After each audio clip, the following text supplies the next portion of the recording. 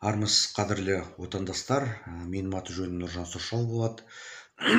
2019 жылы Қарағанды қаласында біз өзіміздің төл ұлттық құндылықтарымызды сақтау насихаттау мақсатында қазақ күнтізбесінің тұсауын кескен болатынбыз. Жалпы осы қазақ күнтізбесіндегі 9 сәуір күні мемлекеттік тіл қазақ тілі күні болып белгіленген. Сондықтан барлықтарыңызды осы атаулы күнмен шын жүректен құттықтаймын. Және де осы атаулы күнді насихаттау мақсатында мен қазақ өнері эстафетасын жариялауды жөн көрдім. Және де бұл эстафетаны осы видеоны көріп отырған барлық отандастарыма арнаймын. Осы эстафета аясында мен сіздерге Доспамбет жыраудың «Қолғабы гүлдер құмсулар» атты жырынан үзінді оқып беруді жөн көрдім. Қолғабы гүлдер құмсулар, қоныстар қонған өкінбес.